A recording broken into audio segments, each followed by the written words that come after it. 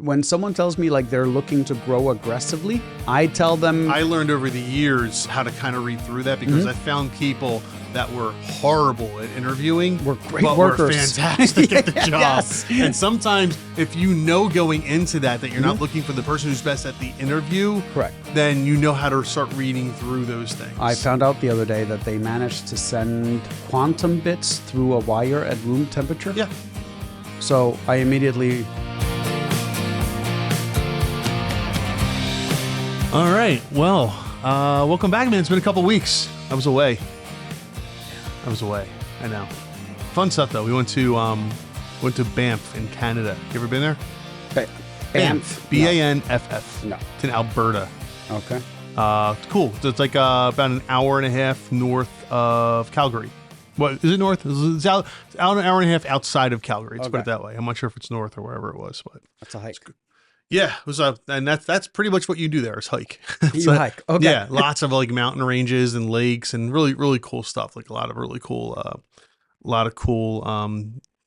geology out there, so to speak. Like it's really neat to see the. Wait. What? Are there any golf courses? Oh my God, yeah.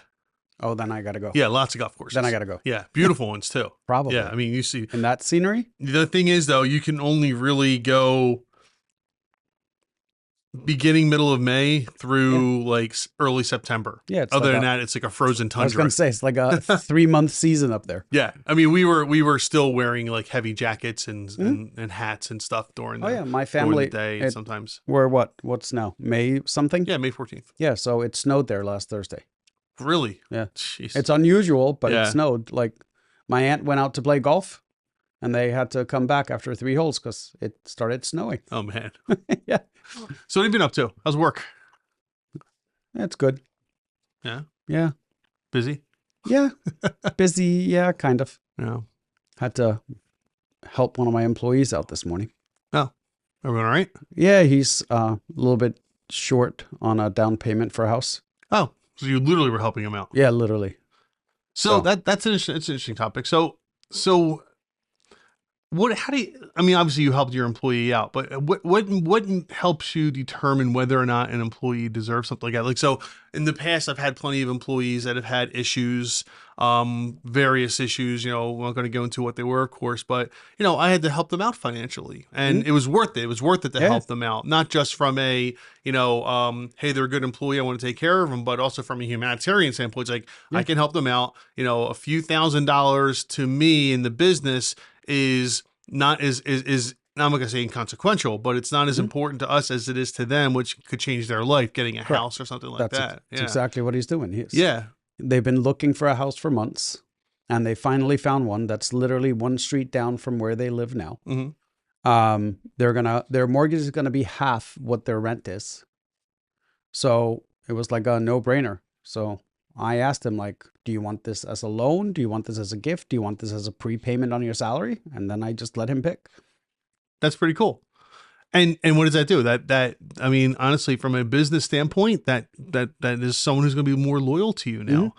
That's someone who's going to want to stay around with you for a while because heck, how many employers are going to do something like that? Yeah. Well, it's, you know what I mean? It's the thing that I always say, right? Like, I won't pay you. You can get paid better elsewhere than working for me, right? Right.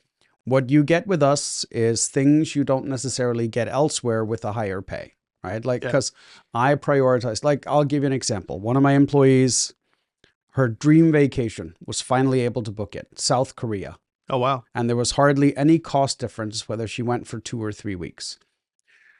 So she goes, hey, I just want to let you know I'll be working for 2 weeks in Korea. I'll be taking vacation to South Korea. But the last week, I'm going to just work from there. Okay. And I'm like, the hell you are. Like, no, you take the extra week. Yeah, like, enjoy it. Enjoy your time off. Exactly. There's nothing here that we can't do without you for an extra week, That's right? Funny.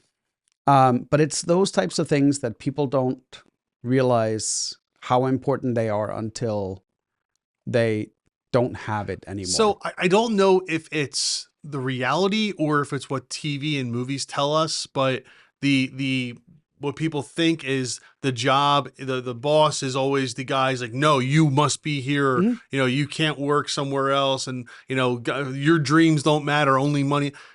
I don't know any bosses that are like that. I'm sure there's some out there, but Yeah. I don't know anyone that's like that. Not with the smaller businesses, right? Like, Yeah. and I think a lot of times what they're portraying is what I call like the manager status, not the owner or the leader status, right? Right. It's the guy that's like, well, you only have 12 days of PTO, right? Like, Right. And they're looking at the calendar. No, you can't do it. Yeah, I mean, I have paid PTO days, right? And those are capped. So it doesn't mean you can't take PTO. It just means that if you take PTO or if you take time off and you're out of PTO time, then you may lose that day, right? So like I leave it up to you to kind of schedule your time off. But for any of our salary employees, I don't even track their time. Yeah. Their PTO. Like if they ask for a day off, they get the day off. If they ask for a week off, they get the week off. Right? It's not something worth tracking to me. I agree. I do the same thing. I don't use the word unlimited PTO. I just say it's uncounted PTO. So I use unlimited vacation, but Yeah. not PTO, right? Because I can cap it at 14 days because that's what we have in our handbook. Sure. But you could take more vacation days, just doesn't necessarily mean that I'm going to pay you for it. Oh, right. Understood. Okay. It's that slight difference between paid and then unpaid, right? You want to go away for a month? Go ahead. Go ahead. I'm not paying you for a month. Correct. But yeah. I'll pay you for the 2 weeks. The other 2 weeks you got to figure out. Yeah, right? exactly. Yeah, right. So, yeah, no, it's like it's little things like that that will really attract stronger employees, especially when you're first starting out, right? It's real hard to get a high level employee when you're first starting your business. You don't have 200 grand a year to pay them. You just don't. Nope. And sometimes that's what it takes to get a high level employee. Mhm. So, but a lot of people are out there that are just looking for a good work-life balance. Yes. And this is a great way to help them achieve a good work-life balance. I remember I was talking to, she used to be one of like the VPs at Merck or something like that. And she ended up taking a job for this small business. And I'm like, you went from that to this? And she goes, yeah. She's like, I'm getting paid half of what I used to. She's like, but I only work during school hours. Right. And they never ask me to stay longer. They never ask me to come in early. So now I can go drop off my kids, go work, and know that I can leave by 3 o'clock to be there when my kids get off the bus. Yeah. And she's like, how important is that to her? She's like, that was the most important thing. Yeah, and it will be. And I have another buddy of mine, a male friend, right? He was pretty big shot within a pharma company. Mhm. And basically now works 9 to 3 part-time job so that he can take care of the kids. Same thing. He's like, I love getting them on the bus, doing stuff around the house, and then being there when they get off the bus. He's like, it's the best thing I ever did. Yeah. That's great. And again, sometimes, and a lot of times, that's worth its weight in gold for certain people. Being able to, not have the traditional hours, being able to leave at a certain time, certain days, make up the time. And again, I don't know anyone that wouldn't do that, but I'm sure there's plenty of people out there that, That would have issues, have issues with it. So I got a question for you. Yeah. And I was thinking of this because I just stopped at a new place to grab lunch today. Oh, was that the sandwich you had earlier? Yeah, the sandwich I had. How was it? Yeah. Meh? It was, but it was brought up 2 interesting things for me, right? Like, so first of all, let's talk the sandwich itself. Okay. Right. Italian hoagie. Okay. Or Italian sandwich. Yeah. They're the same, made with the same ingredients everywhere, right? And what annoys me is when they put it on the hoagie, for some reason, someone came up with a dumb idea to lay the tomatoes flat on top. Oh, okay. Stuff goes in the sandwich, first of all. Yeah. In the sandwich, not me having to stuff it in the sandwich. But at some point, someone came up with the idea that it looked good for a picture to have the tomatoes laying on top. And now there's a bunch of places that make it like that. And it drives me insane.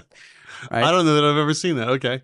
But as I was eating the sandwich, I was thinking about it, right? Like, here's a business that's starting that is not unique in any way. Right. Right. There's 100 of them, right? There's within 100 a square of them, mile. right. So when you're starting a business like this, you have to make decisions, right? Like, am I going to be different than everybody else? And then when you think about it, like, what can you do different to an Italian hoagie or an Italian sandwich? Right. Like, can you do something different? You probably could, right? And that would give you like a unique thing to it. Or you could just make it better than everyone else, or you could make it cheaper than everyone else. Mm-hmm. Or better and cheaper. Oh, it's gonna with those ingredients, it's gonna be hard to make it better and cheaper. Right. You could be better and probably more expensive, right? But it's just one of those things that I think about, like when I'm talking to new businesses, and I ask them all the time, like, what makes your business different, right? And it's like right now I'm watching the Stanley Cup playoffs, right? And it rings through, and the commercial that they run, right, is your childhood dreams that you work harder than everyone. I've worked harder than everyone to deserve this, blah, blah, blah. No, you're talking like the elite 80 hockey players on the planet. Yeah. You didn't work any harder than anybody else, right? But you have to do something to win the game. So you have to do something different. You have to be slightly better at the right moment. Like there's something other than just the hopes and dreams and goals and all that stuff. And it's the same thing with a lot of these businesses, I think, is when they start out, they don't know what to compete on. Like, do we want to be cheaper? Do we want to be better? Do we want to be different? Because I think that's really what gives you your competitive advantage when you're starting out, right? Mm-hmm. Like, let's say you're starting a lawn mowing service. Well, what makes yours different? We haul the grass cuttings away so that your lawn doesn't die by July. Yep. Okay, that's different, right?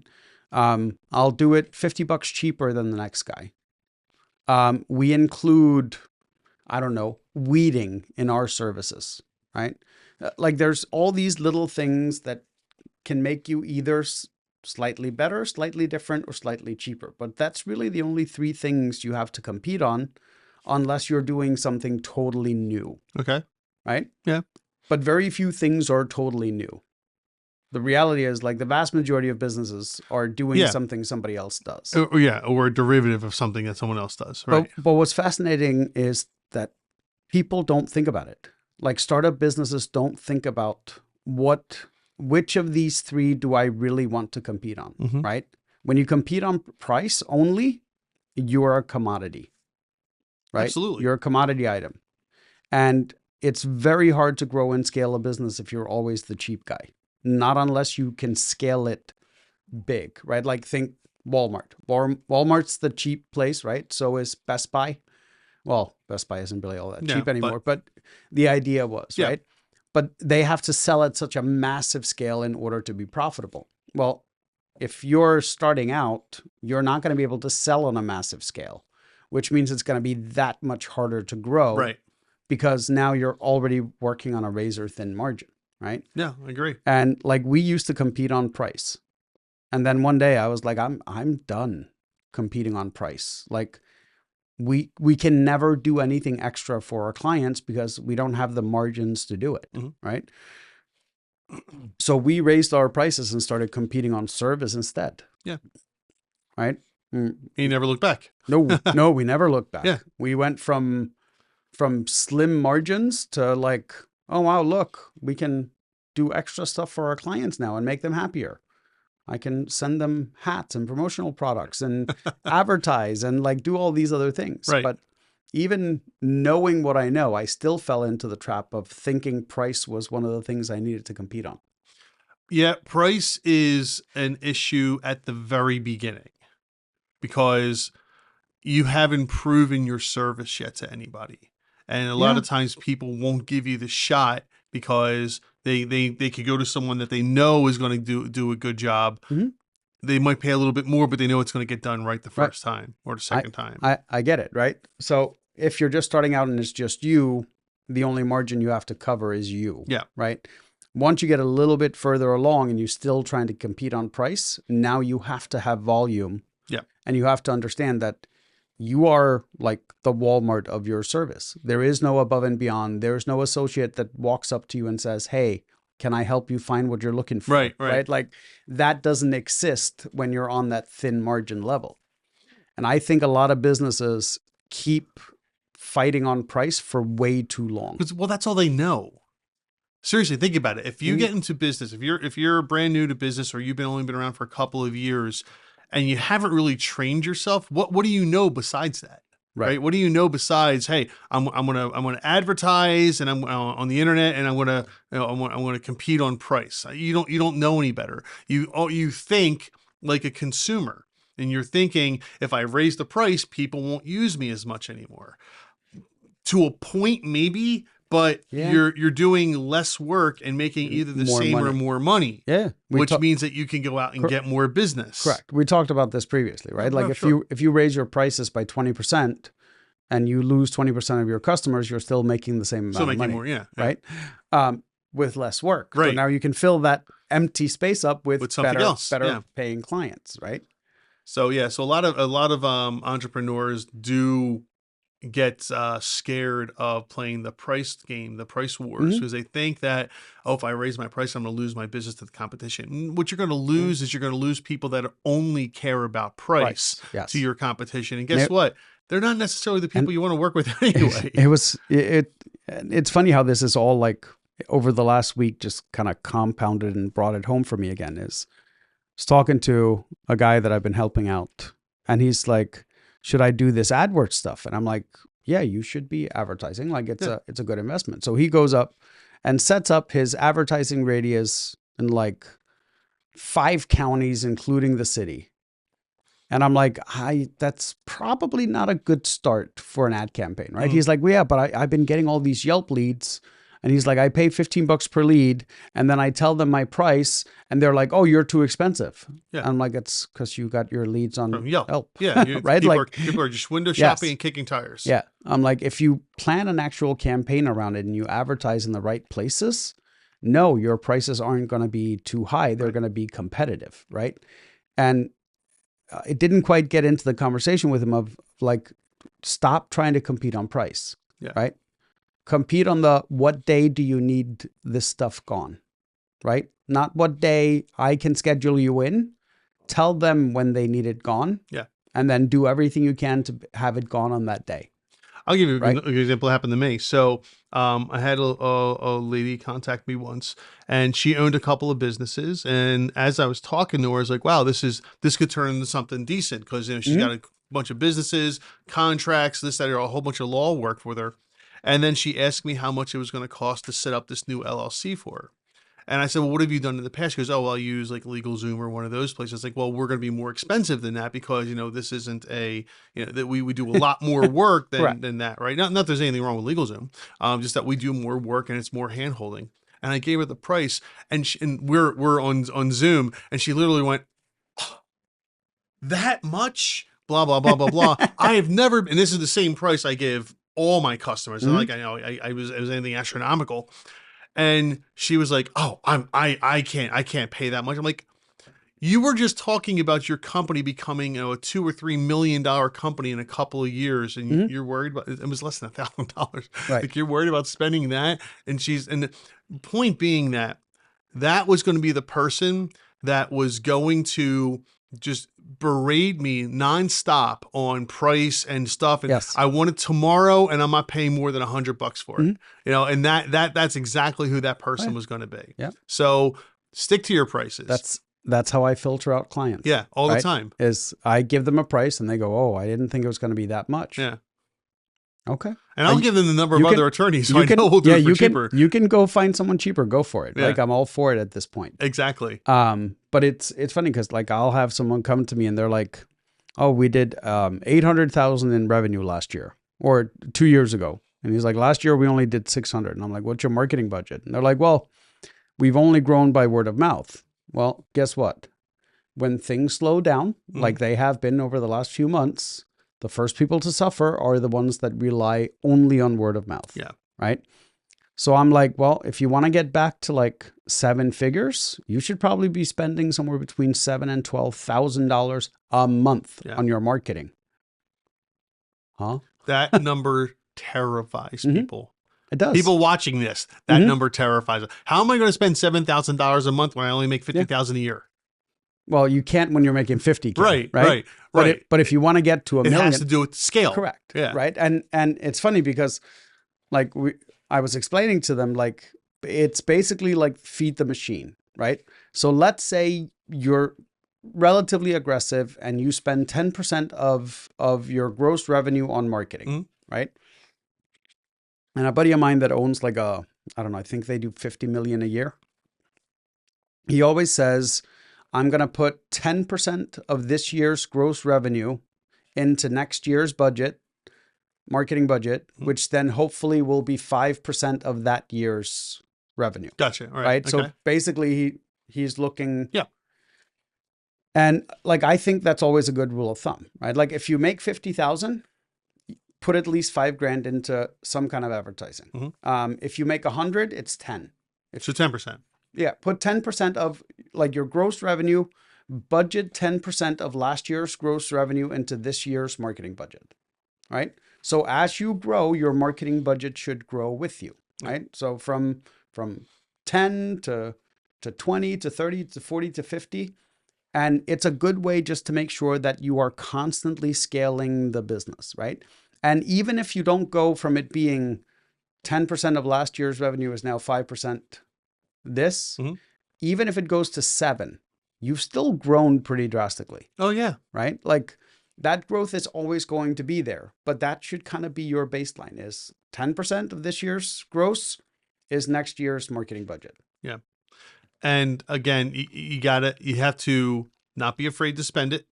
You have to spend this money on more. You have to. Word of mouth will only take you so far. You have to be willing to spend money on marketing. And I'm not saying you got to drop $100,000 tomorrow, but you got to be willing to have some skin in the game, put some, put your foot in the water, so to speak. And I just want to be clear, when I say marketing, that means all marketing efforts, right?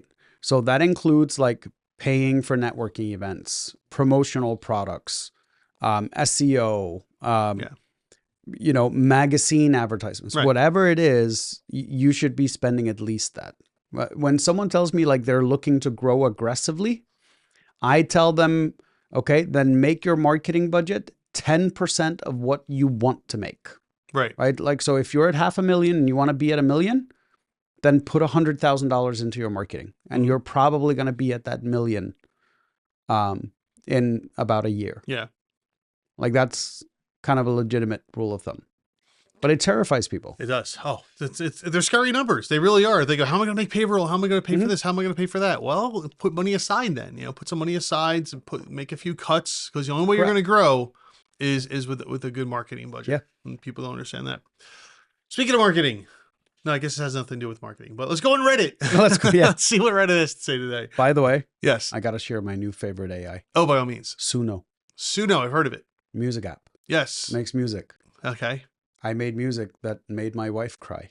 You made your own music? Yeah. This is Gummy copyrighted music? So apparently with the paid, so I read somewhere that you can't copyright AI generated That's correct. content, right? So like you have commercial rights to it as long as you're on a paid subscription. If you do it on a freebie, then no, you don't have commercial rights to it. Oh, really? So now my question is like, what are commercial rights? Does that mean I can download it and put it on Amazon? Oh boy, this is something's going to be fought out in court from over the next 10, 15 years. Okay, so they're still trying to figure that out. Oh, figured that question hasn't even come across a court yet. Okay, I don't think so anyway. So, but I'm curious because like I made, because I like test prompting. Yeah, of course. So you made some music. Yeah, I made like 30 songs yesterday. It takes about 5 or 6 songs just to figure out how to prompt things like vocals. Okay. Then you got to figure out how to prompt for like the type of beats you want or the instrumental music, or like it's pretty cool when you go into the advanced prompting, because you can prompt it to like generate the lyrics for you, or you could write your own lyrics, put the lyrics in and have it only generate the music part and the singing. All right. You have a favorite? I want to hear it. I want to hear some. You want to hear? So to be clear, this is AI generated music. AI generated that you music. created. Yes. This is not commercial music, commercially available music. Correct. Okay, I want to hear something. Okay. You know my buddy Larry, right? Yeah, of course. So I made this one for Larry. Oh man, is it No, metal? no. It's a hard metal. Oh yeah. The song is called Larry the Payroll Guy. Love it.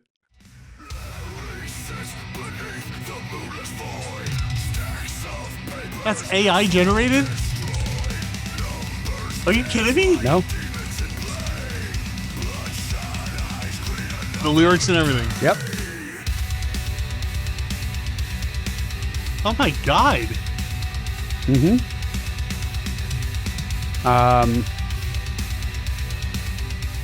Wow. So you know my in-laws are Colombian, right? Yeah, yeah. So they come and stay with us for months. Right. So I made this one too.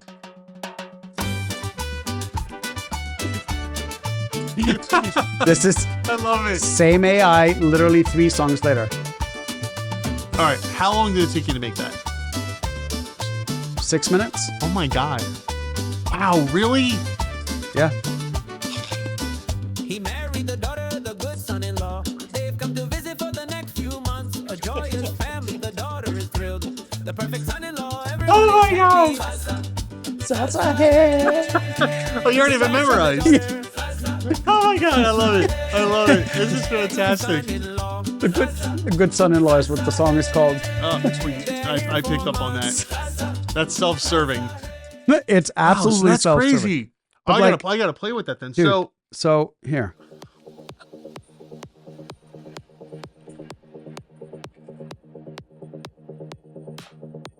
It's like an EDM or something.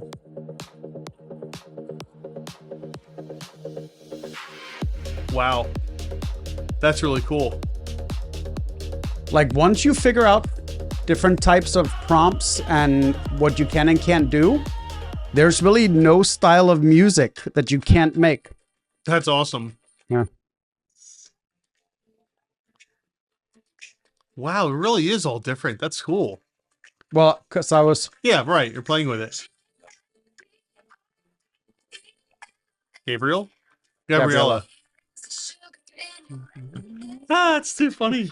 yeah, I made songs for my daughters. And Wow. well, here's what I thought. Like one of the things that let's see if I can find it. I think I made it. I was trying to think of ways where I could like encourage my daughters to be more thoughtful or think about things or Yeah. So I was like, do you know what? Let's see if we can make music for them that they will listen to. And maybe that'll trigger it. So here.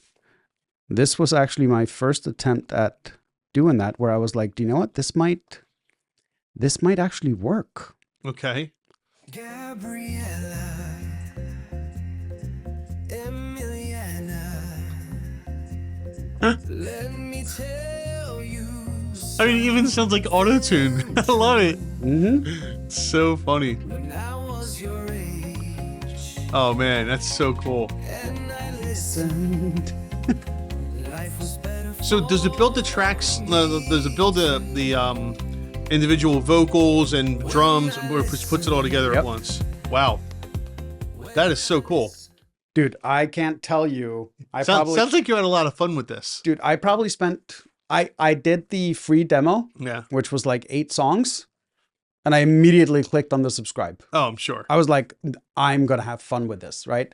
And then I probably spent a good hour and a half just testing different prompts, right? Yep. And then the cool thing is when you get something that you like for example, I found one of the tracks that I made. Mhm. I loved the vocals on it. I can take those vocals and make that my vocal persona and create a persona with Oh, those cool. vocals, right? Very cool. So like if you find vocals you like, you can create like my backup singers Right. or my lead singer, my Viking chant singer, like whatever it is, my metal singer. And then you can create tracks and it'll use the same voice as what you used previously. Oh man, AI. You and I talk about AI Mhm. quite often. It's where's it going to be in 2-3 years from now? 5 years from now? Are you Dude, kidding me? they're on model. This is like I know. version model 3.5, I think. And I'm like, where are we going to be at 7? Yeah, it's crazy. Right. So what I ended up doing yesterday was I had a lot of fun because I would have it like initiate the lyrics on this. And then I would take those lyrics, I would drop them into ChatGPT. Mm. I would fine tune the lyrics, drop them back in, and have it redo the song with the lyrics the way I wanted them, right? So like ChatGPT, me, and this AI basically created songs together. Wow. That's cool. And I'm telling you, I was listening to it in the car today. And if you would have been listening to any radio and any of these songs came on, Yeah. you would have had no clue. You have no clue. No clue. I published one of the songs yesterday about two sisters. Yeah. And I played it in the car. Me and my wife had like an awards dinner last night. Uh-huh. And when we got home, she had like a tear in her eyes. She was like, that was an emotional song. That is so cool. And I was like, yeah, and like it grabbed you, right? And all AI. Literally took That's me crazy. 8 minutes to make the song. Oh man, I'm excited to check that out. All right, but Okay, now business now stuff. back to the business. So Well, the that re- is kind of business. But the talk, reason we actually tested it originally for commercial use was that we always struggle finding music for our ads. yeah, now you can make your own. Correct, because it Yeah. has an instrumental option. Now I can just make my own, and I can show that I have commercial rights to Right. use it for this specific thing because we generated the music under a paid subscription. Very cool. You know what one of my favorite things is about doing this podcast? Tell me. It's not the franchise bell. That is I pretty do good. love the franchise It's been bell. a while since you rang the franchise. It has been a while, but you know what I really like? I really like when people hit the subscribe button and the like button. Mhm. Those are two of my favorite things. Two of your favorite Those are things. two of my favorite things. Well, it does help if you like this type of content. If you would like, share, and ideally subscribe, but like and share would be phenomenal. Yeah, that'd be great. So if you're enjoying the podcast, if you're enjoying what we do, please like and share and subscribe, and it really helps us go a long way. So appreciate it. All right, so we're going to be hopping around a little bit today. We're in the business ideas subreddit on Reddit, and let's just get right into it. So this is from OK Reading 6246, who says, seeking thoughts on artisan fashion brand with focus on intentionally and slow living. Intentionality and slow living. Let's see what this means. I'm looking to build a slow living fashion brand for my first product release, being a baseball cap with the slogan "Grow Slow" embroidered on the front. I need to know if this is a good idea before I start investing some actual money into designing a brand logo and creating a small batch of hats. The idea started because my husband is a constant worrier, his head always in the clouds, either planning for the future or worrying about past action. He wears a lot of caps, and I wanted to create a daily reminder for him and others like him to slow down and enjoy the present moment. How sweet. This is like YOLO brand. YOLO, yeah. There's so much beauty and enjoyment one could derive from the world. If only they remember to look up once in a while. I know my husband's not the only one who could benefit from this. They're building the brand from scratch and want to have other ideas that they can push. The mission, push back against the always on, fast scrolling world we're conditioned to survive in. Reclaim what today's culture has taken from us, our time, attention, and inner quiet. All right, cool. I like it a lot. Is this worth pursuing? Sure. Yeah. Why not? People So, love stuff like that. I'm gonna say where you're going to find out is, and I say this over and over and over again to people. You don't have to make the product before you sell it. You can build the brand, build the logo, get the concepts ideas together, and then start pre-selling the caps with a delivery date. June or July or something like that. Not even. Further out? You could do it 30 days out. Oh. Right? Well, so that'd be June or July. oh, well, yeah, where we are now. But like, yeah, it can be 30 days out. It can be 60 days out. It can be 90 days out. Yeah. Like, look at Kickstarter. Right. People are putting money in for a product they might get a year from now. Yep. Right? Once again, if you can separate people from their money, you know you have a legitimate product. The rest is just growth. Right. And I love this idea. Like, I have spent a ton of time figuring out how to quiet my time, right? Like from 7:30 in the morning till 5 o'clock, I am on pretty much all the time Yeah, you and doing me both. something, right? 5 o'clock rolls around. Both my daughters are home. Now it's relaxing and cooking time, right? So now we cook. Now we it's gummy time. It's family. It's family time. It's gummy family time. Then after bedtime, if I have anything lingering from the day, work stuff that I have to finish up, Yeah. I wrap that up. And then the last couple of hours of my night, that's me time, right? Like me and my wife, or me just unwinding, right? Like I will occasionally pick up my phone, go on social media or TikTok or something like that. But other than that, I prefer just watching a movie and playing a game and just unwinding. Yeah. But yeah, this constantly being on nowadays,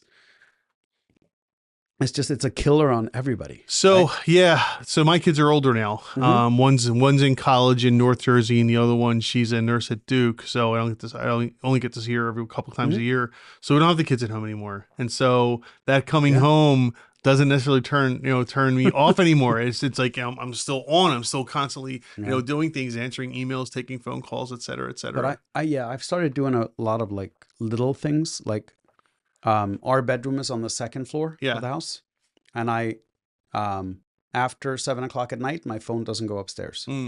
So like if I'm going up, whether it's to read a book or shower or go to bed, whatever, my phone always stays downstairs. I gotcha. And it's weird because my wife is like, "Oh, you're on your phone all the time." And then she'll come home and she's like, "Why didn't you answer my text?" Because I'm not on my phone all the time. Right. You just happen to see me at night when I'm playing my game. Right. I'm like, but half the time, like my phone actually rang the other day and I had to look around because I was trying to figure out what sound it was because I hadn't had my phone on ringing since I got it. Yeah. Like it still had whatever default ringtone was on it set. And I couldn't figure out that it was actually my phone ringing. That's funny. Well, all right. So back to this. Okay, Rady. So yeah, I mean, look, when you come up with cool things like that, cool ideas, cool logos, people love that stuff. Yeah. And this has a cool story, right? Like it's a cool idea. It's like the YOLO brand, right? This is something that people can get behind, but make sure that when you start looking at the caps, when you start looking at the embroidery, when you start looking at your logos, that everything fits with a storyline that you're trying to create, right? Like I would say, if you can make caps that are like sustainable, that kind of give off that vibe of like the slow being back in touch with nature. It's like the Patagonia concept, right? Like good for nature, good for us, good. And the other thing I would do is I would also look at like other products. Like, can you get t-shirts that are like super comfortable, right? Not necessarily just look good, but like t-shirts that are super comfortable, like stuff that just, when you put it on, you're just like, oh, right? Like that's the type of brand this needs to be. Right. I love the name Grow Slow. That's kind of cool. That's a great one. I could see that on a hat, on a t-shirt, right? And it's just like, it's a reminder, just chill out every once in a while. Yeah. Because she's absolutely right, man. This Wasn't there a brand that had relax on everything? Probably. I think so. Yeah. Yeah. It's if there wasn't, there should be. Yeah. No, right? it's you're right. This day and age, man, we are so focused on just go that, and not even focused. Like that's what you have to do sometimes to succeed. Is you got to go a million miles an hour. Yeah. Go back and watch the show Mad Men when they were doing all the marketing agencies from the 60s and stuff. Dude, we live by Mad Men. But what I'm saying is though, an ad would take weeks or months to put together. Whereas today, if you don't have it in a few hours, you're in trouble, and it's crazy and how it used to be more relaxed and it's patience back then. Correct. And what's interesting is when you're doing marketing well, you're doing it Mad Men style. Yeah. You're actually thinking through the things, then you launch it, you test it, you evaluate the results, and then you go back to the drawing table, right? Yeah. It's when we're telling people, hey, a good ad campaign can take 6 months to get up and running. People are like, yeah, but I can get AdWords up in a week. I said, good, not get something up, right? But this is one of those, think it through before you start slapping a logo on. Yeah. There's a couple of great people to listen to. There's a guy on TikTok, Brand Boss HQ. Go listen to a few of his videos. He's really good when it comes to this branding and storytelling and understanding how to scale brands. Like he works with bigger brands, but some of the stuff he talks about is really just the core essence of building a brand, right? And that's the type of stuff this person should kind of go look at. Yeah, I would say he's probably one of the better ones when it comes to understanding storytelling and branding and how to build stuff.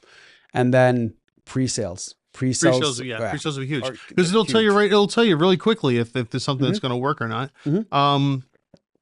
Ideas like this also do take time. They take time to get the word out for people to know what it is. But at the same time, early on, it's like it's a little, not a cult, but it's like a little group of people. Yeah. Only you guys know. It's like an inside information, right? And it's cool. It's the Yeti. It's the Yeti. That's right. Because Yeti Right? started off really small. Correct. Right. And no one, and wow, that's a really cool, mug, or that's a really cool cooler or something like that. The funny thing is that's how almost every major brand was built, right? Yeah. Nike started as running shoes sold at track meets, right? Yeah. Right. Yeti started with fishermen and outdoors people. Yeah. Patagonia started with hikers or mountain climbers, right? So every single one of these brands started with a niche market and catered to that market and designed around that market. And then everybody else had kind of embraced it. Like Stanley Cups. Right. Right? Like I still don't understand that phenomenon. You could only get that it's a mug. Like Home Depot and Ace Hardware, right? Like they made great like coffee. I used to have one of their coffee, what do you call it? Like the thermos. Yeah.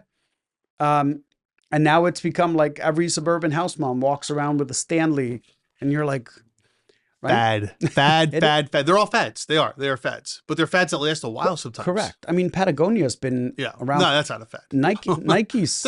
You know why? Because they're good quality products. They really are. They're good. But so is products. Stanley, right? Like, but Stanley was built for the trades. That video, right? The one where the car burned down, but the mug survived. That was one of the triggers for it, right? Like it was first an influencer mom that found the Stanley Cup. Yeah. Apparently she found her husband's Stanley Cup and didn't realize that they were great cups. So she started talking about it. And then that led to the lady that had the mug in the car. The car burnt down. Right. The only thing that survived was the Stanley Cup, right? But that's the thing. Like there are so many products that are made that are really, really good quality, but they're made for a niche market. Yeah. Right. And you can see this in almost every market, right? Whether it's umbrellas, sneakers, cars, like it doesn't matter. There is someone on the market that is making a better product than everybody else. I shouldn't say better than everybody else. They're making a phenomenal product, but they're not making it for the mainstream because the mainstream will not go spend $45 on a cup, right? No. Definitely not. But the problem is once you go to the $45 cup and you realize that it keeps your coffee hot from 8 o'clock. Correct. Yeah, you'll never go back. I don't. So like I was never a Yeti guy. And then someone actually gave me this mug for my 40th birthday, which is 7 years ago. Right. And I still have it. And I still use it almost every single day. And if anything ever goes wrong with it, you're getting another one. Replacing it. With a Yeti. But the thing is, I've dropped this thing. I've had it on the golf course. I've lost it twice and found it. I've banged this thing. I can't tell you how many times. And the only thing I ever I bought the replacement with a straw. Yep. But I also have the one where it opens and closes. But yeah, like this is, and since I got this one, I've actually bought 2 more. One slightly bigger that I have around the house that I use for my water. Yep. And I will fill it up with ice and water. And that stays cold. Like even when I'm out doing yard work and like in the sun all day, I carry that damn mug around and the water is just as cold at 2 o'clock as it was at 9 a.m. Because it's good quality product. Correct. So I would say to this person here, grow slow, make it good quality products. Yes. Right. Make sure if you're going to do hats and stuff, good, even though you're not the one making the hats, good quality hats, good stitching on the hats. Yeah. And go get, so I can tell you, I'm going to just grab a hat as an example, right? Is that a Red Knight hat? Oh, it happens to be a Red Knight hat. But I'm just going to give an example, right? Like most hats, if you open them up, they have a little sticker and little Yeah. thing inside. You can often go look up what this brand is to find out where they're Yeah. made or where you can get access to them. Once you find that out, you'd be surprised at how many manufacturers can custom make caps for you. Like if you don't like something about the hat, you can contact the manufacturer and say, hey, I'm looking to order XYZ number of these. Is there a way to customize them? And a lot of them will, right? And same thing, promotional products people, they're a wealth of knowledge when it comes to this stuff. So find a promotional products person, tell them what type of product you're looking for, have them print the sample run, and I'll guarantee you when you get the sample hat, inside of there will be the name of the manufacturer of the hat, right? Yeah. Again, quality will be key for something like this. So love the name. I love what you're trying to do with it. They're going to put 10% of the proceeds toward mental health charities, which is awesome. Yep. Because man, there's some issues going on these like days. It's like the sock company that for every pair you buy, yes, they donate a another pair to the homeless. Right. Right. What was their name? They were great. They're still around. I know they still are. I can't remember their name. I'd love to give them a plug, but I can't remember their name. No, but something like that. That's a great idea. I don't care if I'm paying an extra couple of bucks for the socks. Yeah. Like the fact they're that good quality socks. They're good quality socks, and they support a good cost. And I'm like, so I can either buy the really cheap ones, or I can buy these good ones. Yeah. And someone else benefits from me buying it. Exactly. Yeah. So absolutely. Okay, reading. Okay, reading. I'm saying reading. Okay, reading 6246. Some good advice for you there. Again, love the name. Go with the go with quality products. Start with pre-selling. Get people interested before there's even any product available. And good luck to you out there. That's awesome. Follow up with us. Let us know how it went. I'd love to hear about it when it's all said and done. All right, moving on. This is Known Fix 3290 who says, build a tool for students to prep for their first internship interview. Would love some feedback. Oh, I like this. Yeah. Hello, all. Was that? I like it already. You like it already? Yeah. I've been working on a tool to help students prepare for their first internship by giving them personalized mock interviews with analysis on answers, etiquette, and hopefully mannerisms in the future. I came up with the idea before my first internship interview with SpaceX. Ooh. Clearly intelligent. Where I was excited to study and practice 24/7 for the interview, but had nobody to practice with. The main feature of the tool would be interviews. However, some other features to provide more value and differentiate from the market are role-specific resume feedback, been done before, but easy to implement. Internship tracking portal to track application and interview status. Rewards for landing an internship they practiced for using the website. Right now, I built a landing page and most of the functionality for real-time interviews and scoring, as well as a wait list for signups. My questions before continuing are, do students actually want this kind of tailored prep? Oh my God, yes, without question. Is the school career services channel even realistic for distribution? Yes. If anyone has any ideas, let me know, kind of. So, wow, yeah. I mean, without question, students would love this kind of thing. So here's the thing. After talking to Jay London, the college advice guy, right? We got to have him on the show one day. We do. He's awesome. He's hysterical, and his background is amazing. One of the things that I know they struggle with is so he gets them into the college, right? So this is the next level after college. And there aren't a lot of resources available for after college to practice for these types of things. And I am not a huge fan, as you know, of AI replacing everything. I think AI has its place. Yep. I think if you know someone at SpaceX and you have an in with someone that might have an AI, like, I don't know, a Grok, this is the type of stuff that I think AI would be brilliant at, right? Is you do a mock character. So I feel like I'm talking to someone, right? Like it's a Zoom call and there's someone there and it's two-way. So they're looking at me. The AI is analyzing my body language. It's analyzing my answer. It's asking questions. It's asking questions based on things that I answer, because all of this could be easily programmed and prompted, right? And then once the interview is over, you literally get an analysis that says, This is what your body language was saying. This is the type of words you used. Here's how often you repeated and ums. Here's like, so it actually gives you an analysis of here's where we think you could improve, right? Because yes, you can do mock interviews one-on-one, but this is the type of stuff I think AI would excel at is training and tutoring, which is essentially what this is. Yeah. And like reading the body language and seeing that they were slumping or that, you know, their use of language was inappropriate based on standards, whatever. Like this is a tool that I think would be awesome. I'll tell you right now. So my son, who's 19, is a freshman in college. Yep. Well, I guess he literally just took his last final. No, his last final's on Friday, so not technically a sophomore yet. Anyway, next year they'll be preparing for internships, and most of them are going to be in New York for their internships. And he's already asked me about, you know, prepping for the interviews and things like that. This would be perfect for him. Yes. I mean, of course, I'll be helping him out as much as possible, but when you have something available to you 24 hours a day, oh my God, it'll be great for them. You could do it when you have time. Whenever you have time. You don't have to rely on another person. Exactly. Yeah. Like I love this, and you could still do the live interviews and use those as your training tools. Right. Right. Like, so you put in your notes, you put all this, but like this should just be a pay per interview, right? Like $3.99 per interview, whatever it is. Yep.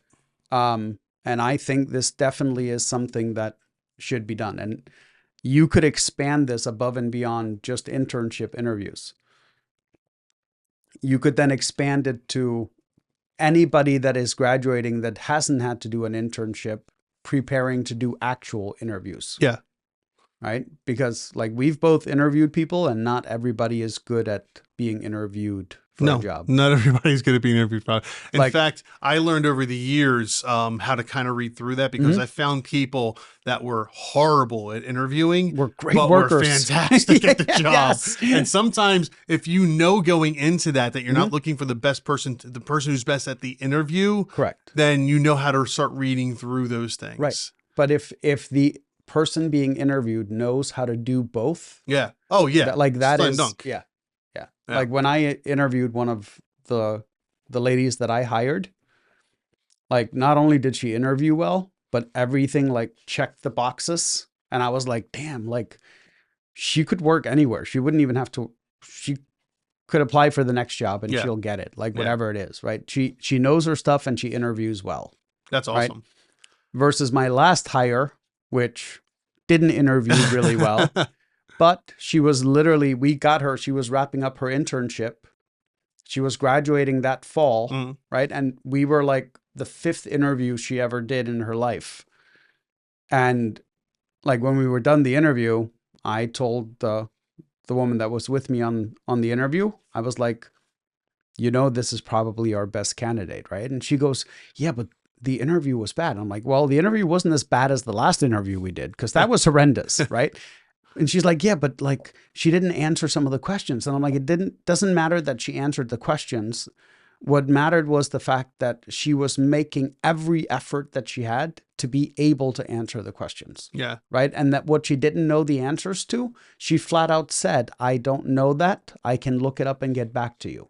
Like, that's what you want. Yeah. Like right there. Years ago, when I was this is probably 2012, 2013, I was hiring for a software developer. And a lot of people came in and everyone came in usually business casual, suits sometimes every once in a while. I always told them don't worry about wearing a suit, but business casual, certainly. And this one guy comes in with a pair of jeans and a Flyer sweatshirt.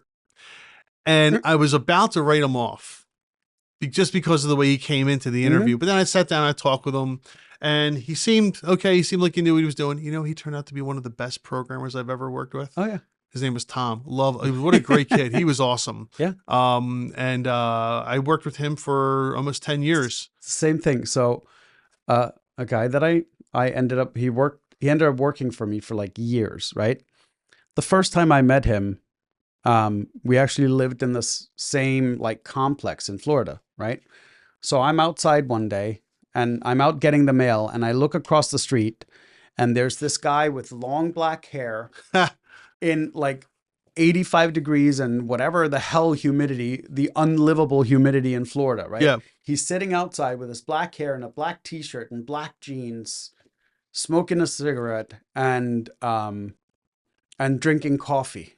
And I'm like, hey, right? Like, because it was the middle of the day, nobody was supposed to be home. So he ended up like saying, hey, and then stood up and came over. And it was one of those where it's like, oh, right? Ended up talking to him and we got talking, found out that he was in the same field I was. He was working from home. He had been a contractor. And then literally the next day I was having an issue with a server. So I walk over and I'm like, hey, I'm having this server issue. Is this something you could help me with? And he's like, yeah, do you have the logons? And I'm like, yep, here you go. 5 minutes later, he'd fixed the problem. Yeah. And then he ended up working for me for probably 10 or 12 years. Like I relocated him from Florida. He actually lived with me while he was getting settled in Pennsylvania. Yeah, like, but if he would have showed up for an interview, not in a million years do I think I would have hired him. Jeez. Why would you, right? Yeah, because he doesn't interview well. He didn't look and act the part. Correct. And he doesn't interview well because like he wanted to move on from me a couple of times. And I'm like, go do the interview. I'm like, I want you to move on. Like it is that time. Mm-hmm. Like you need to grow into something more. Right. Yeah. And he always had a hard time getting the job because his resume looked awesome. It was always the interview part where he failed. And this type of app could absolutely help you with that. Could to teach you skills during the interview process, how to prepare for the interview, what to wear at the interview, things like that. Even things like body language. Oh yeah, very good point. Yes. Right? Like how many times have I seen that? I've seen it a million times and I'm like, just sit up, right? Okay, hold on. Before okay, number one. Okay, number one in an interview. Shake hands well. Okay. There's nothing worse than this. The flappy hands. I don't care if you're a boy, a girl, I don't care, whatever you identify. I don't care. Just this is a proper handshake at an interview. That's a proper handshake. Yep. Okay. If you're not doing that, you're not getting the job. And the funny thing is, like, if we get down to like basic psychology, right? Like, if you can create rapport with someone, right? Which is relatively easy to do. And it starts with a handshake because all you have to do is match the pressure that you're feeling. Yeah. And you're instantly feeling rapport, Yes. right? When the person sits down, if they sit down and they lean back, guess what you do? Lean back. Lean back. Yeah. When the person leans forward, they are mirror them. They're trying to get attentive, right? So you do the same. You go, yeah, right? Even those basic things like mirroring, which is a known technique, helps build trust between you and whoever you're talking to. And a lot of times you have 15 minutes, 20 minutes, maybe at most for an interview, right? So if you're walking in and the person that's interviewing you is sitting up confident, right? And this is you. Yep, slouched, hiding. That is not a good look. Even if your answers are perfect, your body language is saying absolutely no. And the person may not even realize, the person interviewing you may not even realizing that that is the reason they're not really giving you a full chance. It's because your body language is off-putting, so to speak, right? Yeah. And I'll tell you also, one of the number one turnoffs for an employer when they're interviewing people, and I would have to say of the last 50 interviews I've done, 10 people have done this, maybe even more. So what are you looking for? I'm looking for a job. What do you want to do? I don't care. I just need a job. What? No, don't tell me that. I don't want to hear that. I've told you what the one question is I ask everybody, right? And it's what's fascinating to me is most people get surprised by it, right? Because they're like, what do you mean next job? Yeah. Well, you're not going to be here for 20 years. Yeah. And you're not going to, I'm not going to be here for 20 years. Are you going to be, or do you want this entry level position for the next 5 years? Right. Because if you do, then you're probably not right for an entry level position, because an entry level means that this is where we want you to start, not where we want you to end up. Right. So the next job doesn't have to be with someone else. The next job could be within the organization, but I need to know where you want to go. Is it TV or movies, I guess, that make people think that you're not supposed to grow in a company? I don't understand. I don't know. It's like, okay, so let me give some advice, okay, Go for it. for the interview bound. When you're going into a job interview, remember, you're interviewing them just as much as they're interviewing you. Mhm. When you're the candidate looking for a job, you want to get a feel for that company. You're going to get a feel for the person that who's going to be your manager. You're going to be working with that person every day. Yeah. It's got to feel right. If it doesn't feel right, you're going to have a miserable existence, right? And I know people are going to say, well, there's not a lot of jobs out there, but there are. There's plenty of jobs There's out lots there. of jobs. You just have to find the right feel for you. And sometimes it's a matter of starting at the bottom and working your way up. Mhm. And so when you're at the interview them too. Have questions prepared about what you want to know, not how much am I going to be paid. No. That's not the question to ask, and that's not the time to ask it. All the time I've been hiring, there's only been one person that ever asked me. So once I'm done this position, where does that lead to? Yes, there you go. That's a fantastic question. And I was like, that is a great question, That's a right? great Because that's question. basically the question I ask them. Yes. So it's the only person that I've interviewed that actually asked the question preemptively, Right. right? So that's how I kind of started to understand, like, when they talk about the next job, they really want to see if there's a possibility to move into what they're interested in. Yeah. Right? Because nobody's interested in an entry-level job. Nobody wants to do data entry or answer the phones or do the basic stuff for an extended period of time. Right. Like you want to keep you should want to keep being challenged and be able to develop your interests. But the reason I asked this, and the reason I was glad the person asked, is when you're taking an entry level, I'm going to be training you alongside of it. Well, if I train you as a data analyst to find out that you actually like graphics, there's going to be a problem, right? Right. So I better know whether you're interested in graphics or beforehand. data analytics, because this entry-level job literally allows us to funnel you to where your interests are, right? And there's no problem with you telling me beforehand that you're interested in graphics, even though the entry-level job is for data analytics. You can still do that. Yes. And I can still start training you on graphics so Yes. that in 6, 8, 10 months, when you're no longer at the entry-level position, as it really doesn't take that long, I can move you onto something else. Yes. And it could be graphics based. It could be sorting more toward that area. Yeah. But if you don't tell me, I don't know. Correct. And for some reason, people feel like they're not allowed to speak up. And I don't know why. Yeah, I don't know. I've seen it in interviews all the They time where should. people don't want to speak up. Because it's super helpful for the employer as well, right? It Because is. now we know, like, do we ever think there's going to be a graphic position open for you? If the answer is no, we should probably tell you that. Yeah. Right? We're scaling back on graphic designers, so that's probably not a legitimate thing. Well, that may change the interviewee's perspective on the job. Why waste right? your time working there if you're never going to go anywhere? Correct. If you're there for a year or year and a half and there's no graphics positions that are opening up, how long are you going to want to stay? Right? Exactly. If that's really where you want to be. So yeah, that's why it's such an important thing is not just what is this job, but what does this job lead to? Yeah. Will I have the ability to, like, perfect example is the last lady I hired. And I asked her, one of the questions I asked her was like, what do you enjoy most about your internship? And she goes, the data analytics and understanding when we need to restock what things based on previous year sales and how the numbers are. I'm like, okay, so you're a data analytics person. Guess what? We're going to train you to run AdWords campaigns. We're going to train you not to write the copy for them, but to actually run them, to understand, to look at the numbers, to look at the analytics, to look at Search Console, to look at the numbers, and then just give me your, like, the raw assessment of the numbers. We can then figure out based on the numbers what needs to be adjusted. Doesn't mean you have to create a new graphic to go with the ad. The graphic designer can do that, but you're going to have to give us the data. So by training her on the data analytics, because that's where we knew she wanted to go, we pushed her way more towards that than we ever pushed her towards the graphics portion of it. Right.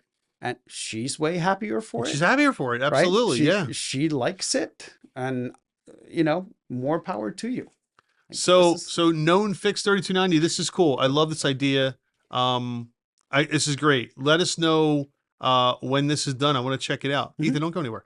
Let us know when this is done. Check it out. I really want to see what this is. This is a really cool app. okay. So just for those of you who might be watching right now live, this is our first time live streaming. So Ethan came in. What's going on? Everything cool? I had to restart the live stream. Oh, Just like due to inactivity, it ended oh, Yeah, after an hour. oh. that can happen. What inactivity? You Well, mean no one watching? No, On the, it's Oh, on the iPad. yeah. so it's Oh. because they cap you when you first start live streaming on Yeah. TikTok. That's normally an hour, Okay. and then the more we do it, The longer we get. correct, and it Okay. has to be first. It's like the first 30 days, and then it's a certain number, and then they keep increasing the limits where it can be inactive. Okay. So we'll have to come in before an hour to Yeah, mark it Yeah. going forward. Okay. Yep. How many people are actually actively watching? We had I four, have it. Yeah. Going well. Like we how had, many? We had 14 at one point when I What? looked. Wow. This was like 150 when you guys were talking about the Stanley Cup. Really? Yeah. That's crazy. As soon as you started talking about that, it like. Oh, really? I love it. Yeah. All right. Well, let's keep going. Oh. Ethan, thank you very Oh. much. And so let's take this moment. Oh, dear God. No, let's take this moment. Yeah, sure. Good. A word For our from non-sponsor? for our non-sponsor or future sponsor. No, we can't call them our future sponsor. We've What? had no conversations with these people. Gummy just really likes the tea. Go ahead. Okay. So from Arizona, we have the half and half Arnold Palmer iced tea and lemonade available in light, regular, diet, zero. Sure. I heard. So yeah, Gummy really likes the iced tea and I love this. is having the dream that one day they will sponsor us. Just by sending us some cans of Arizona iced tea. Dude, if they would send me one box of Arnold Palmer diet in Yeah. this size cans once a month, it would be sitting right here. Or I might even consider putting them on the shelf in the background. Oh, which as you a already have. sponsor. Oh, why, look at that. Why would they sponsor us when you're already doing it? But it's because, do you know You're what? giving away the milk. That's okay. That's okay. I'm hoping they'll buy the cow. All right. Is sponsorship time over? Are we done? Oh yeah, Okay, sponsor. sponsorship time is over? Like, Okay. share, like, share, and follow, comment. Start watching us live. We're gonna be Yes. doing this every week. We're gonna be doing it live. So I'm excited. Oh, we're for gonna that do this too. every week now. Oh yeah, we're gonna do this every week. TikTok live? Today's a test run just to Okay. kind of see. But yeah, we're gonna start doing it live every week. Let me see. I'm real excited for this. All right. Wait. What? I just realized What? I can do a live on a live. What's that? What do you mean a live on a live? A live on a live. Yes. So that's the camera. So, Yeah. So now we're live on a live. Oh, okay. Sure. Why not? I should probably do the other one. All right. So for those of you that Okay. are watching through the live, you're welcome to do it this week, and if we get any, maybe we'll do it. But the goal would be for people watching live to also give us their questions, their ideas for wanting to start a business or whatever, Oh yeah. and we can critique those as well. So if you are watching live, So- or you see this in the future and you want to start watching us live, please leave comments about Yeah. what you're trying to do, and we'll jump right on it if we can. So I got asked a question on my TikTok, the Mr. Gummy one. Yeah. That was the guy that asked the question. Oh, okay. Did I ever tell you that I actually had a phone conversation with Yeah, him and yeah. talked to him? Yep. And he told me he was going to let me know in about 60 to 90 days. He was going to get things rolling. And like, I was like, dude, he was like, is there anything you need? Should I pay you something? And I'm like, you realize we do this to help people. Right. Like that is the whole Exactly. objective. Like the fact And that you, Arizona iced tea, of course. and oh yeah. But he was so amazed. He was like, wait a minute. So you took half an hour out of your day to talk to me, and you guys record this stuff every week, and then you put out all these clips, and he's like, you don't expect anything in return? No. And I'm like, no, no. like this is our way to be able to help a large amount of people with minimal effort, right? Yeah. Like it's leverage. Exactly. Rather than me having to have these conversations one-on-one with a bunch of people, the fact that we can have them and With a 10,000 mass audience. right, Yeah. and 10,000 people could watch it Yeah. and go, oh, okay, that makes sense. Like that's the whole reason for doing this. Yeah. And you and I work with startups and entrepreneurs and Every like, day, all the time, all day long, every day. all day. I have And I people, love it. I do too, right? Like I always tell the story how I ended up deciding that I only wanted to work for small businesses. So you know my background, like Yeah, of course. that we did. But please share with the world. That we used to do work for like the big Fortune Yep. 500 companies stuff, right? And then I took on my first local client that was a landscaper.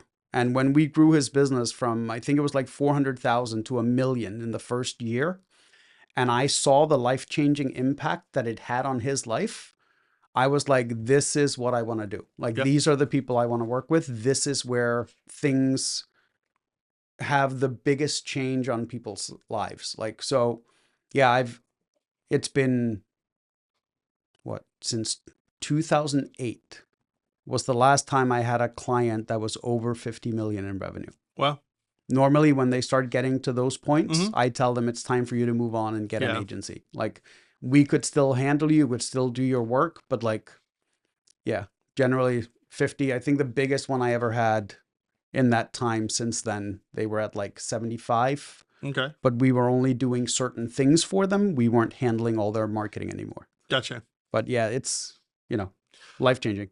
All right, we're going to move on. We've only gone through two so far today. We've only answered two questions. Really? It's an hour and a half, or an hour and some change in. So let's do two more? Let's do at least two more if we Okay. can. We've All been right, talking. this is from. This is what happens when we don't Oh, see I know. each other. I know. for, It has like, been a couple weeks. I know. All right, this is from Heavy Possibility 418, who says, advice for food CPG startup. Not sure if this is the correct thread, but figured people here will have the most knowledge. I'm looking to create a bean-based spread that would essentially be a competitor in the nut butter, oat butter categories, but of course with a bean base, not a hummus. No, so think like Nutella. No, I'm just reading what it says, I'm not a hummus. I'm sorry. Think cookie dough flavor, brownie fudge, etc., with similar texture as these other spreads, but nut free and higher protein, lower fat. I've spoken with a few firms that help entrepreneurs like me, and they all tell me that bean-based product have a short shelf life and is not shelf stable at all, given the high water content of beans. Hence why hummus is in the fridge section. The recipe has a lot of oils in it, which I thought could balance out the water activity. My question is, how do I validate that it is or is not shelf stable? Some of these firms charge $10,000 to $20,000 to work with them for these kinds of tests. As a single entrepreneur, this doesn't seem like an effective route to take. Additionally, is anyone familiar with creating shelf stable products? I believe you just need to lower the water content, but I've not found a clear answer. Any advice would be much appreciated. This is a tough one. This is not something I'm familiar with sustainability for foods. Now, given your culinary background, Yeah. do you have any information on this? So I have worked with clients in the past that have been in this food industry, food production. Okay. And it's always tricky because it's always balancing shelf life Yep. with turnaround and returns, right? So there's nothing wrong with having a short shelf life. Sure. Right? The problem comes in if you make, so let's take this product, for example. So if he sells it in this size can, so this is like a 22-ounce can. Yeah. It has a short shelf life. It needs to be refrigerated, Okay. right? So think of it, how long would it take you to use one of these in this type of like oat butter or whatever? If it takes you 3 months to use it, it's probably going to go bad before you get to use it. So you gotta right? make smaller varieties. So sometimes it's a matter of making the unit smaller, right? Which then makes it proportionally more expensive per unit.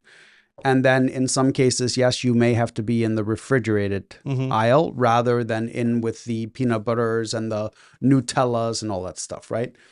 So I like testing just to get an idea, right? Like, this is non-scientific. You cannot go by this for accessing it for commercial use, but you can do the process and then sterilize the jars, test different jars, test plastic, test glass, boil them just like you were canning jelly, for example. and then just literally can 6 of them and then let them sit out on the counter and let 6 sit in the fridge and then label them month 1, month 2 and open them after a month, after 2 months, after okay, so good they are. Wow. see that gives you a general idea of what your shelf life would be. You are going to need someone to ultimately test this and fork over the 10 or 20K. I think it costs so much for a lab test though. So it's a whole process that they have to go through, right? Like, so you also have to go through and get the nutritional value of your product, right? Like there's all these things that you have to do, and it is expensive to go from idea to market, right? And if anybody ever wants to see like how dumb some of this stuff is, watch Jeremy's Farm. Okay. Is that a movie? No, it's the show with Jeremy Clarkson. Oh, I never saw it. So it's on Amazon. He's owned a farm for years, but someone has always taken care of it. The guy finally decided to retire, so Jeremy Clarkson decided to become a farmer. And he's learning what it really takes to farm stuff, Having right? no clue, No clue about anything. So, like, he comes up with this idea that he wants to make something like this and thinks he can just go and make it and put it in a jar and sell it. No. It has to be sent. Now, granted, it's in the UK, but the process here is similar.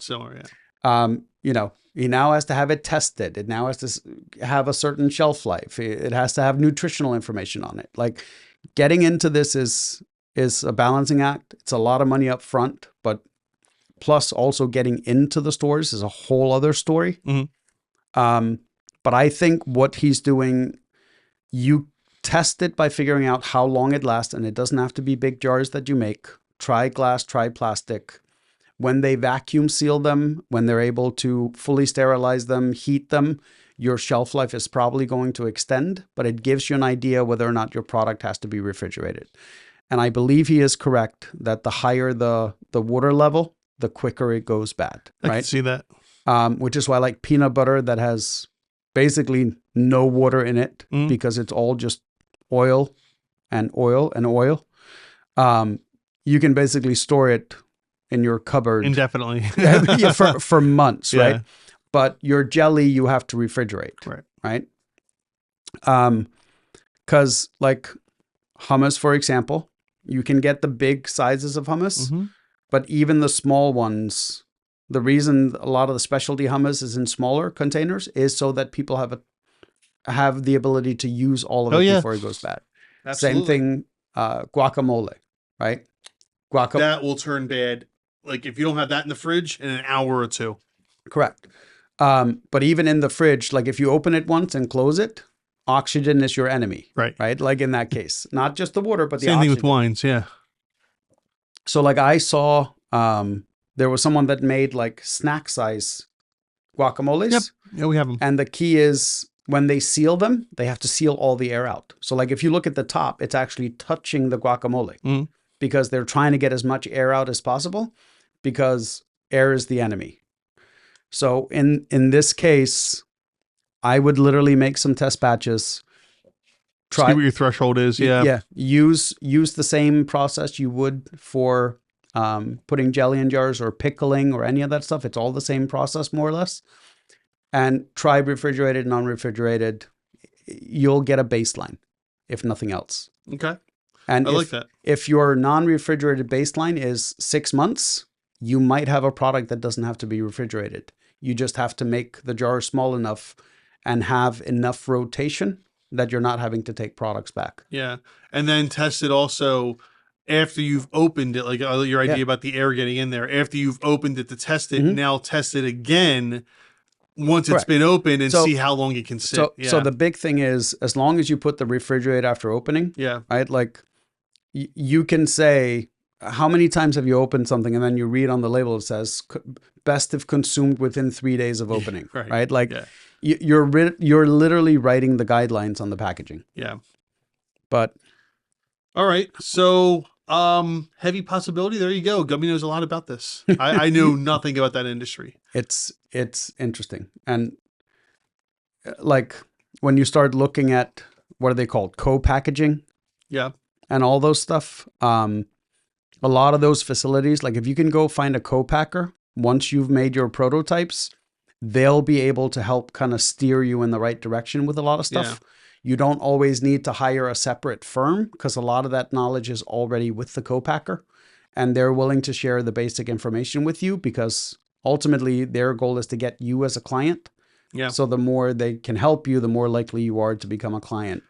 And if you do wind up making, a lot of batches of this stuff and are getting pretty mainstream and getting it out there, go back a couple of episodes and listen to what we talked about third-party logistics companies, 3PLs. Mhm. That'd be very, very important for you as well to get your stuff out. So the co-packaging companies, basically, that's what they'll do 3PLing as well. That's what they are. Okay. That's what they are for the food industry. So they can. Okay. So they make the product, they package it, and they'll store it and distribute it for you. Gotcha. I thought they were just packaging it. No. So some of them even have the storage, and so like I know because I have a client that makes ice cream. Mhm. So their co-packer will store the ice cream for up to 90 days after they make it. Okay. And after that point in time, they have to pay for the storage space. So they literally rent a corner of a large warehouse. They happen to have their own delivery because they have a sales guy on the road and they're all local. So they go there, they pick up what they're delivering. Very cool. But they could send in an order and have them deliver it. Very cool So indeed. yeah, it's... All right. So Heavy Possibility 418. There you go. Good luck to you. Send us some of your bean spread. Sounds good. I'd try it. I'd love it. I'd love that I kind love of stuff. I used to hate beans until I married a Colombian. Really? They would make beans and I'm like, that's a side. Oh, I like beans. Now- beans are fun. 7 years later, I'm like making the beans in the pressure cooker. And my wife the other day was like, you remember when you refused to eat this stuff? And I was like, well, it's because I didn't appreciate it at the time. Right. Now I understand it as an ingredient. All right, so let's move on to one more. There's a couple of here that looked interesting, but this is the one I like. I like this one a lot. All right, so this is from Gary Ladd with 3Ds, who says, idea, idea, letterboxed for YouTube videos. Ooh, you know what letterbox is? No. Oh, man. Oh, yeah. Well, you're not a big movie buff, so maybe not. What? I thought you didn't watch a lot of movies.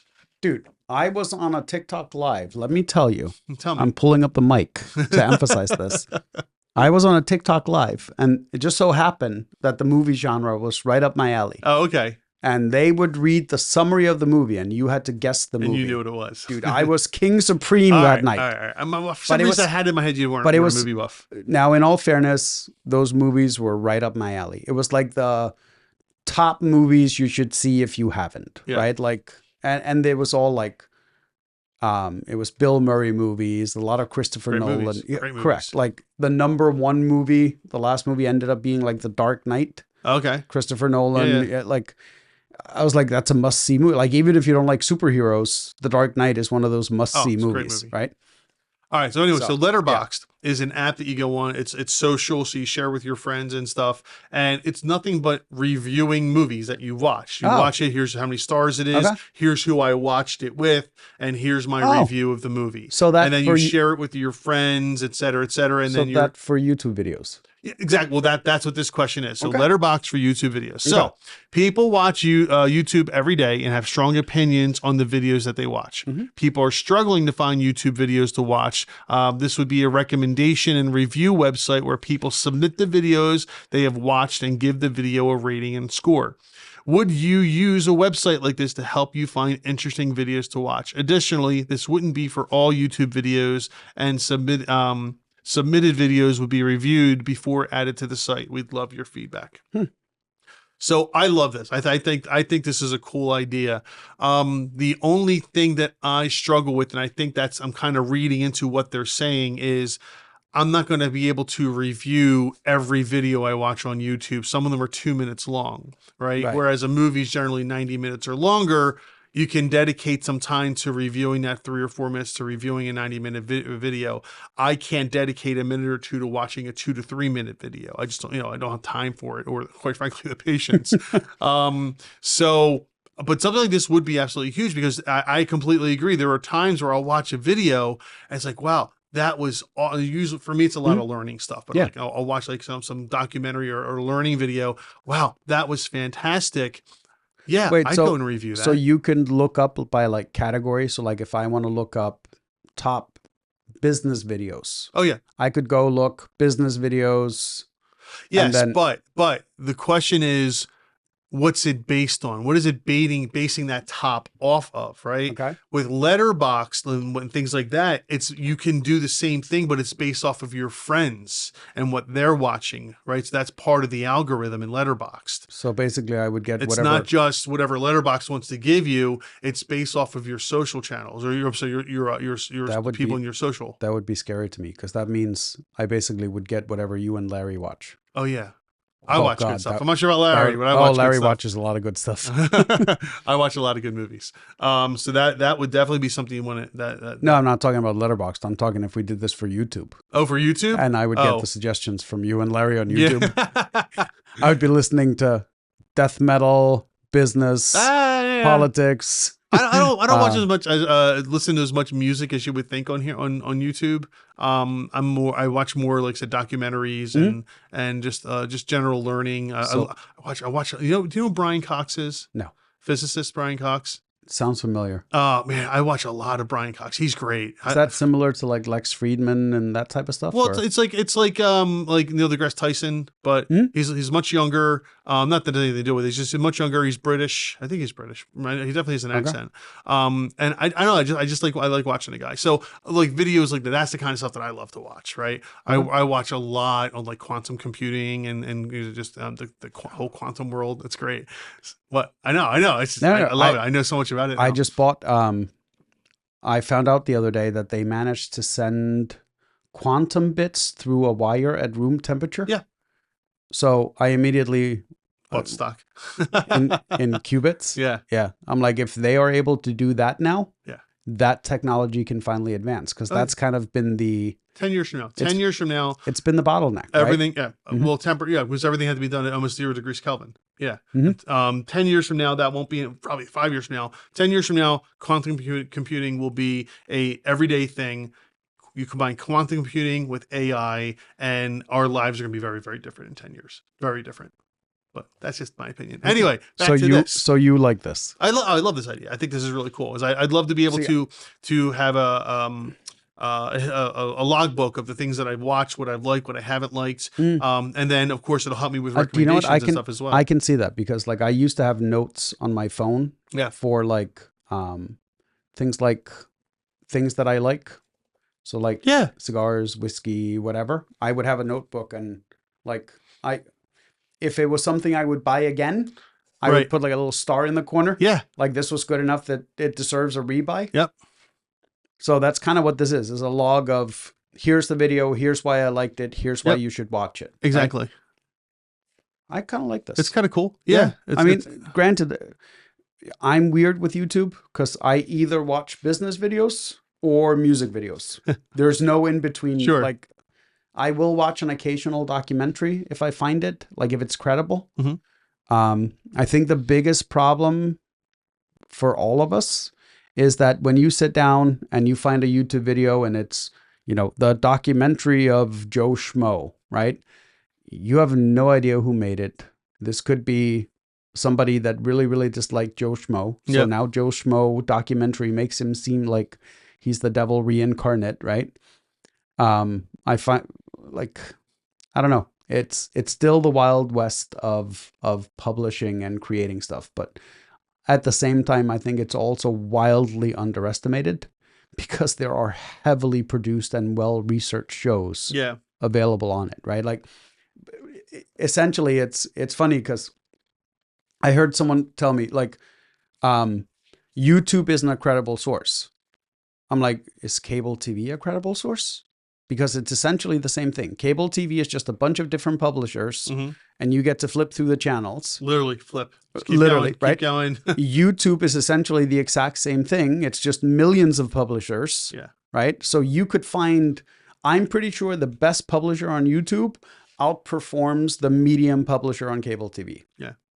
Well, so I saw a really good video on this, right? So someone, Mr. Beast. yeah, oh yeah, sure, Right? Like, yeah, are you telling me that Mr. Beast is not a legitimate producer and channel? Like, So here's the thing to consider with that, right? And these aren't my words. This is somebody else who brought this to my attention as I was watching their video when they were talking about it. They said, think about YouTube and Netflix, right? Yeah. For Netflix to put a piece of content on their platform, they're either paying for that content Yep. or they're making that content, which they're paying for, right?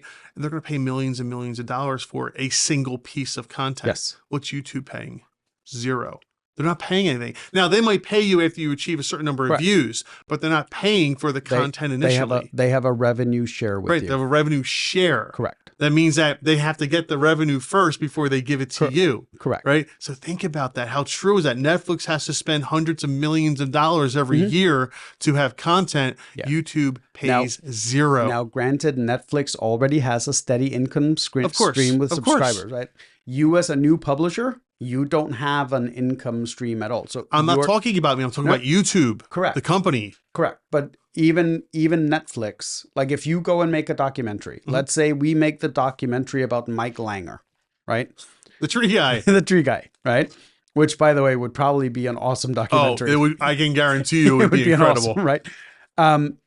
But even if we go and make it, we now have two choices. We can decide, are we going to try to sell this to Netflix?